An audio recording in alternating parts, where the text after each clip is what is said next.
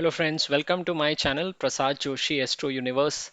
Today we are going to talk about some basic principles that I use for horoscope analysis, and I'm sure that these rules will also be very helpful for you to put some basic analysis in place when you are analyzing your own horoscope. So the first rule that I follow is to find the planet that rules over a particular horoscope and plays a major direction in deciding the direction of the life of that native. There are many names for this planet. Some people call it as king planet, some people call it as ruling planet, and this ruling planet is different from the ones that we have known in Krishnamurti Paddhati. This basically is the most powerful planet in an individual chart and is mainly a toss up between the three planets. It could be the planet that occupies the ascendant, or it could be a planet that occupies your 10th house, because the planets in 10th house are on the top of your head when you are born, and as a result, they exert a lot of magnetic force on an individual, and this also happens to be the house of action. That's why the 10th house lord also is a very important planet, and in many horoscopes, you will see that it is the strongest planet for that particular individual.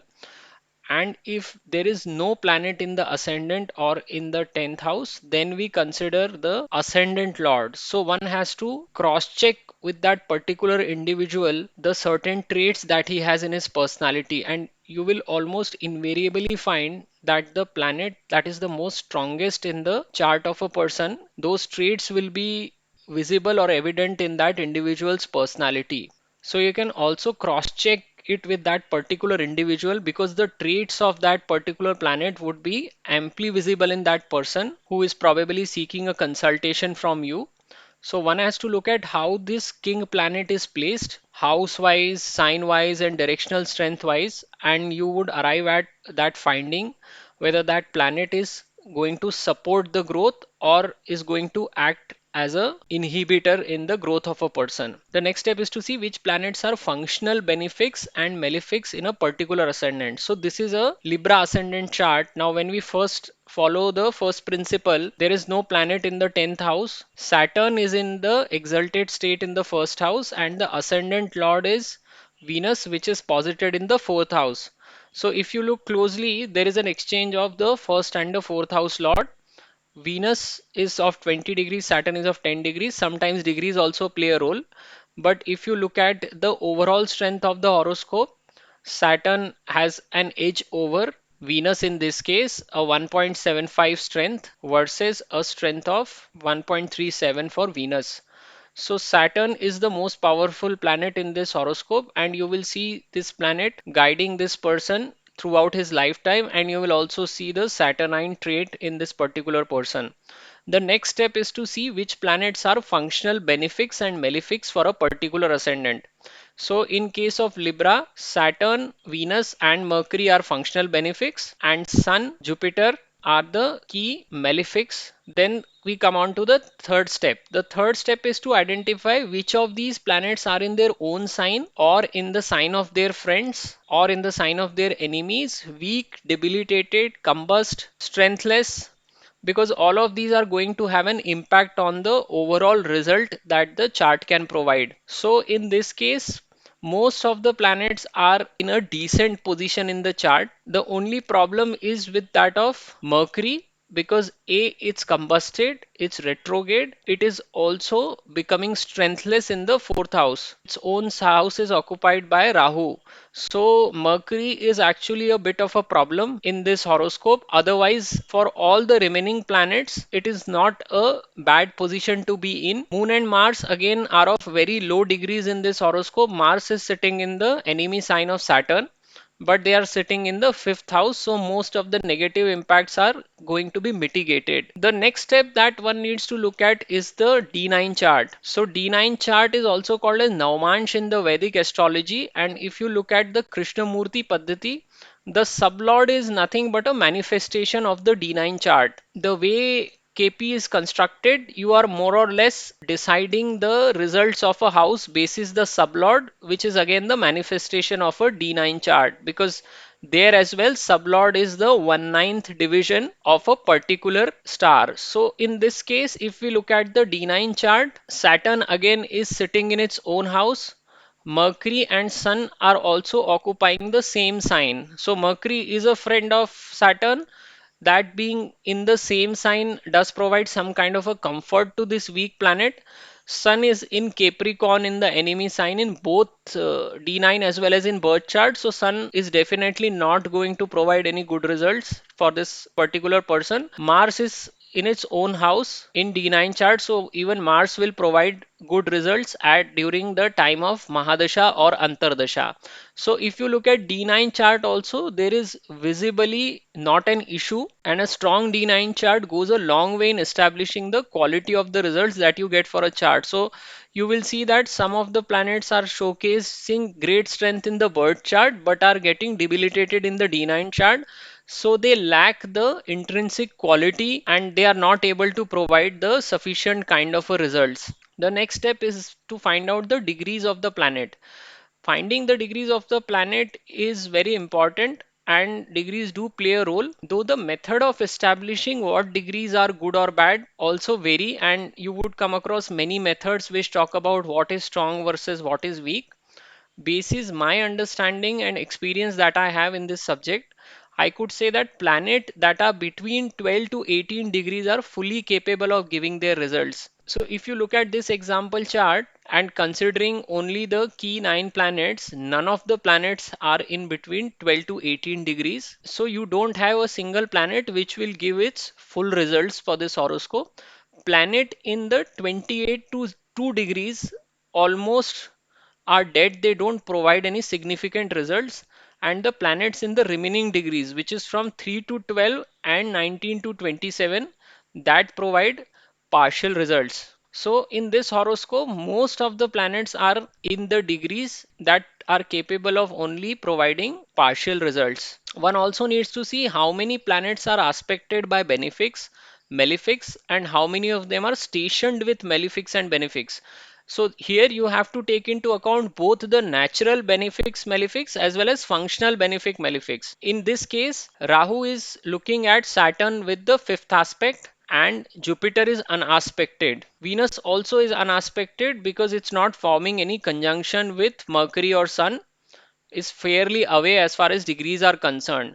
So you have Jupiter and Venus as unaspected and Saturn as being aspected by a malefic planet, that is Rahu. Now Rahu's aspect on Saturn would mean that person would try to do things very very quickly, or by most of the times thinking of taking a shortcut, but Saturn here will prevent that person from doing so.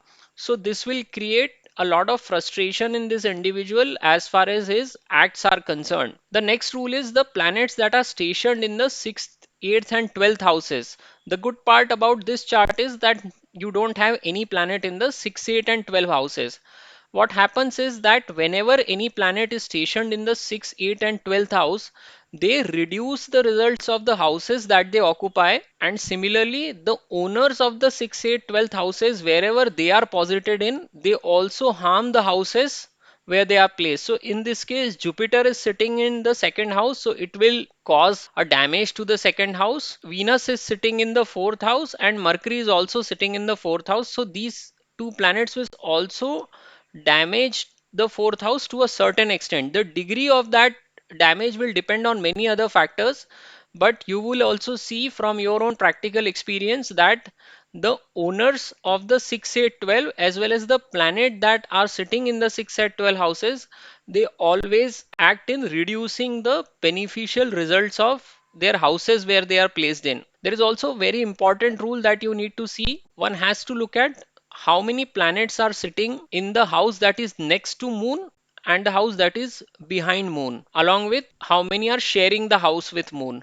This is very important because in the charts where moon is sitting alone and there is no planet in the second or in the 12th house to the moon, then the result giving capability of that horoscope is reduced to a very great extent. So always look for this principle whenever you are looking at the chart. This is called as Kemdrum Yoga in Vedic astrology, but I have seen this happening in across many horoscopes, that whenever moon is sitting alone and does not have any supporting planet in the 12th or the second house from it, then the result giving capacity of the horoscope suffers to a very great extent. Another concept is that of a hemmed planet. What is a hemmed planet? A hemmed planet is someone which get stationed between two different planets that are malefic to that particular planet, and one of the planet is in the forward motion and the other planet is retrograde. So if in this example horoscope chart, Jupiter is stationed in the second house, Saturn is in the forward motion, and Ketu is in the retrograde motion.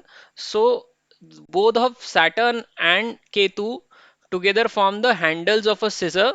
One is in the forward motion, the other is in the backward motion. So they kind of cut the strength of Jupiter here. The reverse is also true, that two benefic planets can hem one malefic planet, and by that principle they will be able to reduce the malefic strength of a particular planet. So all the bad results that normally would be given by that planet won't be given. Another principle is that the planets that are owners of trine and a quadrant in the same chart become very powerful. But this can only happen for Mars in Cancer and Leo ascendant, Saturn in Taurus and Libra ascendant, and Venus in Capricorn and Aquarius sign.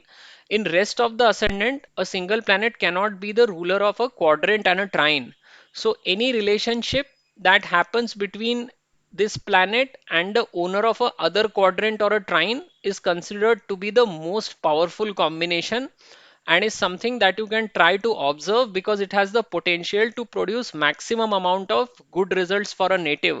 So if you look into this example chart, Saturn is the owner of a trine house, which is fifth house, and a quadrant, which is the fourth house. It is sitting in a quadrant house and is also exchanging places with the another ruler of a quadrant. In this case it is Venus. So this combination is taking place in this horoscope with the first and the fourth lord exchanging their positions. In general, any relationship between quadrant and turn owner is considered very fruitful. But as I stated earlier, the one that involves this Yogkarak planet is the most powerful one. So only six ascendants can be a part of this rule. If a planet is owning a benefic house, which is first, fifth, and ninth, and also owns a bad house, 6, 8, and 12, then the result giving capacity of such planet reduces. You may see in some old texts that the owner of the sixth house, if it is also owner of trine, then it will give the results of the trine and not that bad house. But this is not observed in practice. So if I take an example here, Venus is the owner of the first house as well as eighth house.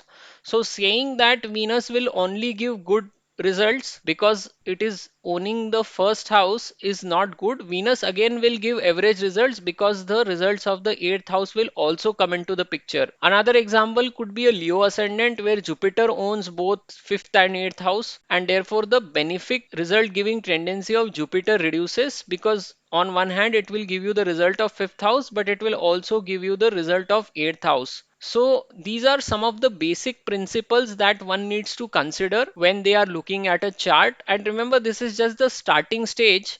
You may have to look for many other things depending on what is the requirement of the person who is asking you a query. So hope you found this video to be useful, and please don't forget to subscribe to my channel, and thank you very much for watching. नमस्ते दोस्तों, मैं प्रसाद जोशी अपने channel Prasad Joshi astro universe में आपका स्वागत करता हूं। आज हम देखेंगे कुछ ऐसे नियम ज्योतिष के जिसे आप कुंडली पर लगाएंगे और आपको तुरंत पता लग जाता है काफ़ी कुछ चीज़ों के बारे में। जो भी जातक आपके पास आया होता है उसके जीवन के बारे में, वो उसका पर्सनालिटी कैसा है, अभी उसका समय कैसा चल रहा है। हम इन नियमों को एक एक करके देखेंगे। ये बहुत सिंपल नियम है लगाने के लिए। आप भी अपने चार्ट पर ट्राई कर सकते हैं, या आपके पास अगर कोई दूसरे लोगों की कुंडलियां हैं तो उन पे भी आप लगा के इन नियमों को देख सकते हैं। जो सबसे पहला नियम मैं देखता हूँ वो ये है कि कुंडली का सबसे प्रभावशाली ग्रह कौन सा है, जिसे पाश्चात्य जगत में या तो रूलिंग प्लैनेट कहा जाता है या कई बार उसको किंग प्लैनेट भी कहते हैं।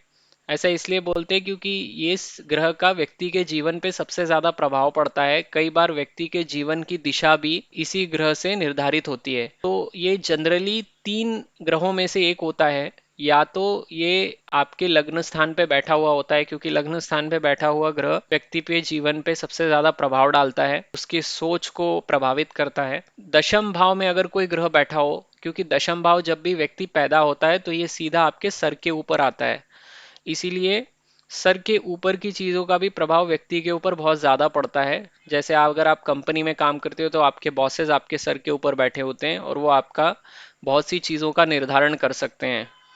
उसी तरह जो भी ग्रह आपके सर के ऊपर बैठा होता है, इसकी जो किरणें आती हैं वो सबसे ज्यादा प्रभाव व्यक्ति पे पड़ता है, और ये कर्म स्थान भी है, इसीलिए भी उसकी महत्ता बहुत बढ़ जाती है।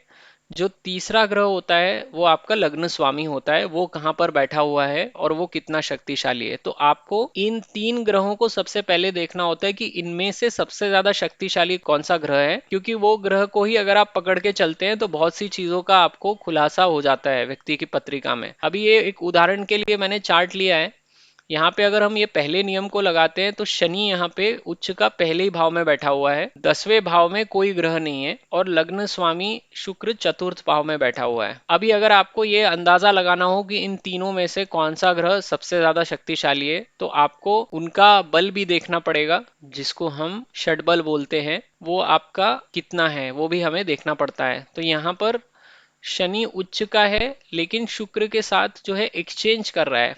प्रथम स्थान का स्वामी चतुर्थ में, चतुर्थ का स्वामी प्रथम में बैठा हुआ है। यहाँ पर दशम भाव का प्लैनेट का कोई इंपॉर्टेंस नहीं है, क्योंकि वो वैसे भी पंचम भाव में मंगल के साथ बैठा हुआ है, तो यहाँ पे कुछ खास प्रभाव मिलेगा नहीं। इनफैक्ट इस व्यक्ति को नौकरी में भी बहुत समस्या आएंगी, क्योंकि दशम का स्वामी पंचम में बैठा हुआ है, यहाँ से आठवां है, तो अड़ंगे लगेंगे। लेकिन अगर हमको इन दोनों में से देखना होगा तो आपको फिर फाइनली उसका दिग्बल ही देखना पड़ेगा। शनि का दिग्बल यहाँ पे 1.75 है और शुक्र का 1.37 है, तो शनि सबसे मजबूत ग्रह है इस कुंडली का, और दूसरा जो ग्रह है वो है शुक्र। शनि वैसे भी इस तुला लग्न के लिए योग कारक होता है, तो ये अच्छी पोजीशन आप कह सकते हैं इस कुंडली के लिए। एक और तरीका भी होता है आपको ये पता करने का कि व्यक्ति की कुंडली में कौन सा ग्रह सबसे ज्यादा मजबूत है।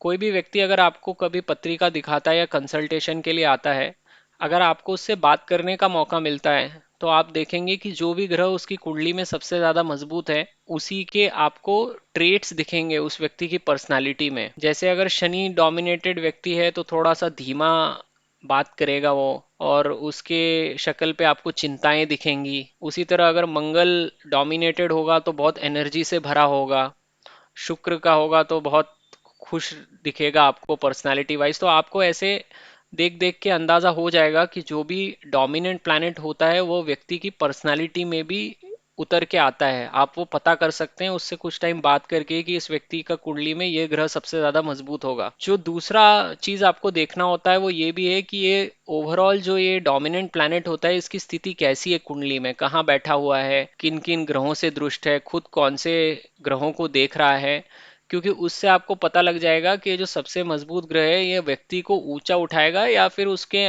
मार्ग में अड़ंगे लगा के उसको नीचे खींचेगा।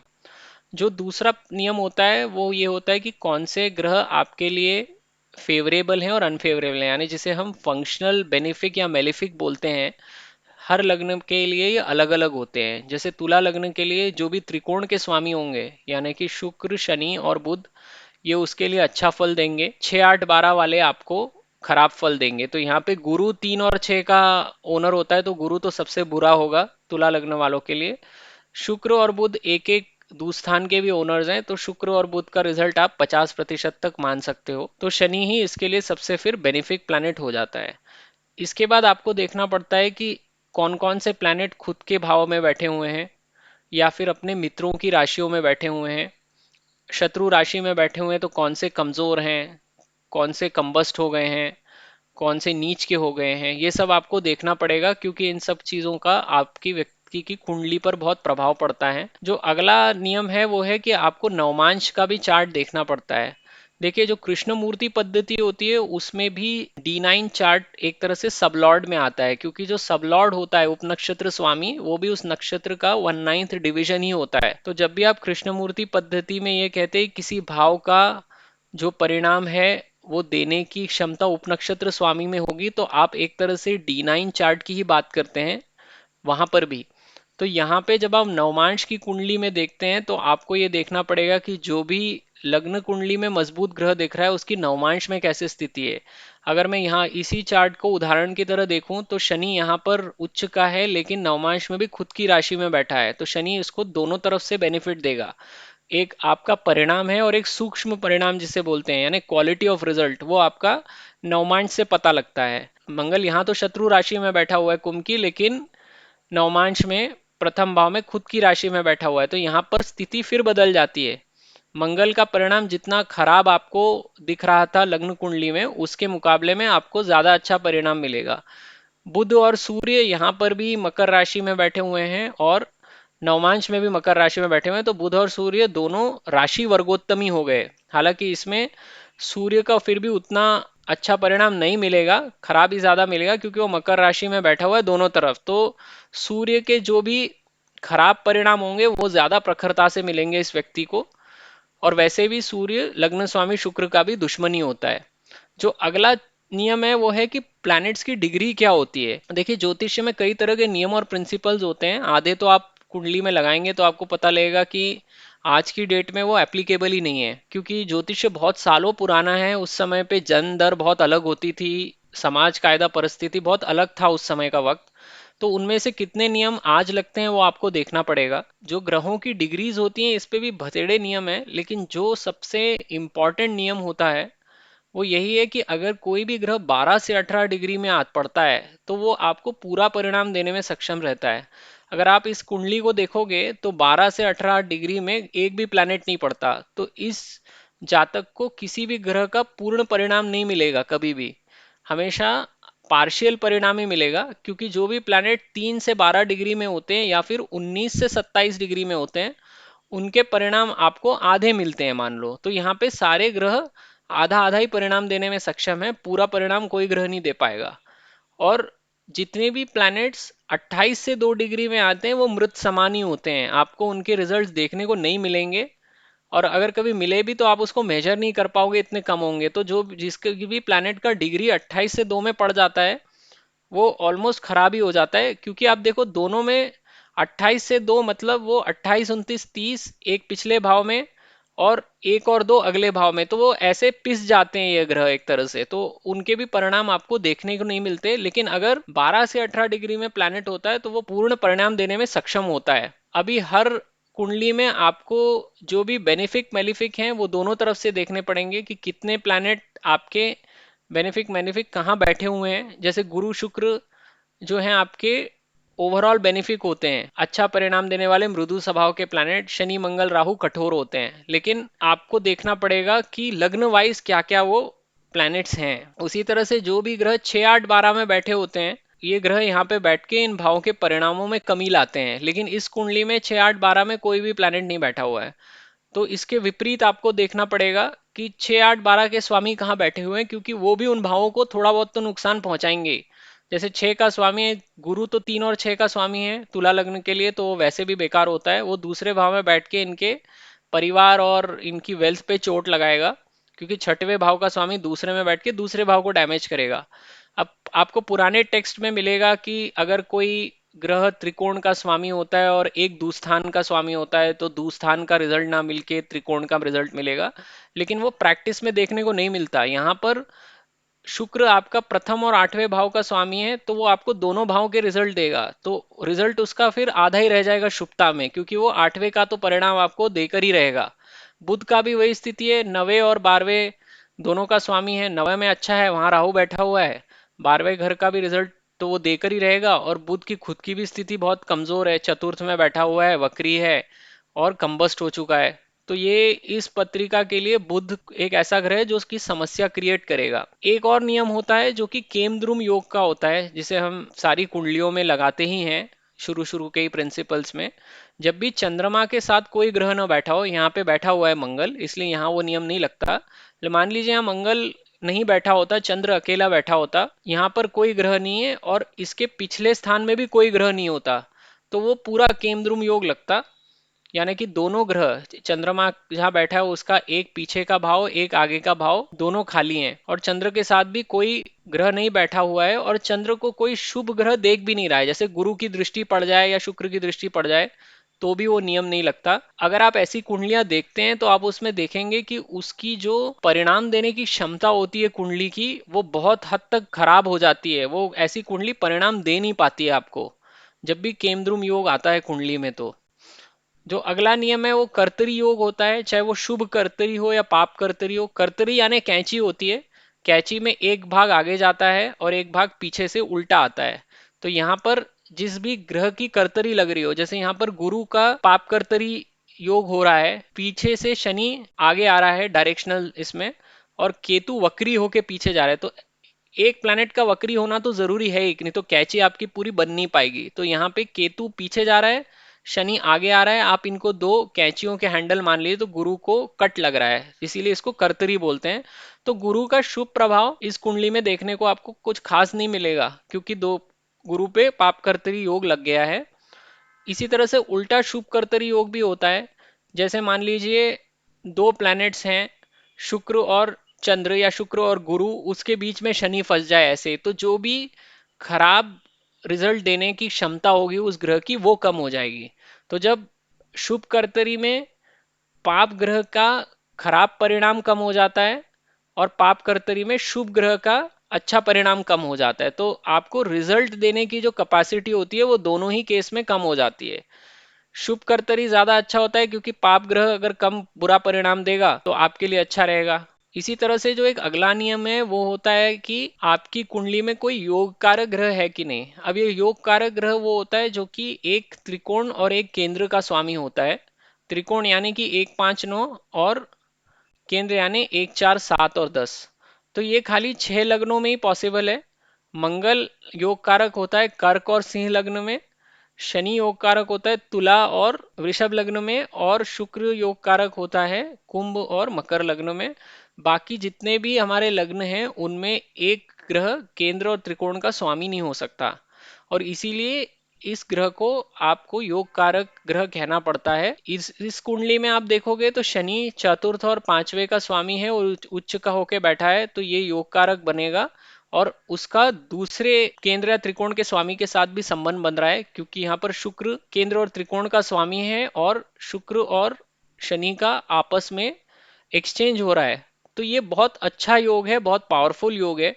और अगर एक से ज्यादा योग बन जाते हैं किसी कुंडली में, दो दो सेट्स ऑफ प्लैनेट्स का एक्सचेंज हो रहा है आपस में, तो ये इस तरह की पत्रिकाएं बहुत पावरफुल हो जाती हैं फिर परिणाम देने की दृष्टि से। तो ये कुछ नियम हैं जो हम लोग कुंडली में लगाते हैं एज अ स्टार्टिंग पॉइंट। इसके अलावा भी बहुत चीजें हैं, क्योंकि आपको व्यक्ति की महादशा देखनी पड़ेगी, वो अभी कौन से लाइफ स्टेज में है ये आपको देखना पड़ेगा, उसका सवाल क्या है, वो आपके पास क्यों आया है, वो भी आपको देखना पड़ेगा, जिसके बेसिस पे फिर आप आगे का परिणाम करोगे। लेकिन आपको कम से कम इतने नियम तो देखने ही पड़ेंगे किसी भी कुंडली को एनालाइज करने के लिए।